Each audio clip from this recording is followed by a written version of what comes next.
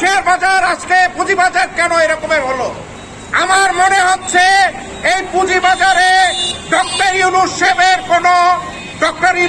কোনো ব্যক্তিগত কোনো কি বলে শত্রু এখানে বিনিয়োগ করছেন। আমার মনে হচ্ছে সালাউদ্দিনের ব্যক্তিগত কোনো শত্রু এখানে বিনিয়োগ করছেন। আমার মনে হচ্ছে রাশেদ মাকসুদের ব্যক্তিগত কোনো শত্রু এখানে বিনিয়োগ করছেন। আমার মনে হচ্ছে মমিনুলের ব্যক্তিগত শত্রু এখানে বিনিয়োগ করছেন।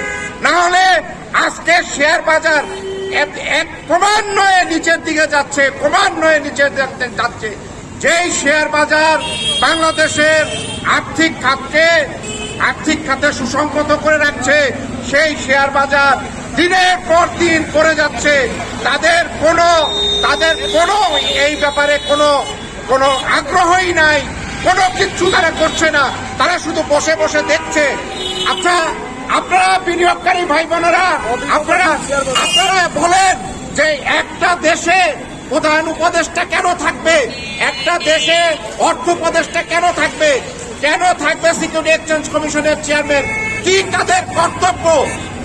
তাদের কর্তব্য কি শেয়ার বাজার থেকে মানুষকে লুট করে নিয়ে মানুষকে এখান থেকে তাড়ায় দেওয়া, নাকি শেয়ার বাজারকে সুসংহত করে এই বাজারে যে সমস্ত মানুষ বিনিয়োগ করছে তাদের জীবন মান সমস্ত কিছুকে রক্ষা করা?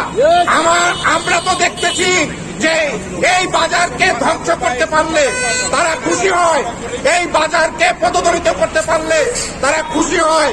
মনে হচ্ছে যে তাদের ব্যক্তিগত শত্রুরা এই বাজারের সাথে জড়িত, এবং যেহেতু তারা ব্যক্তিগত শত্রুদেরকে কিছু করতে পারছে না, সেজন্য এই বাজারের মাধ্যমে তাদেরকে তারা আক্রমণ করে তাদেরকে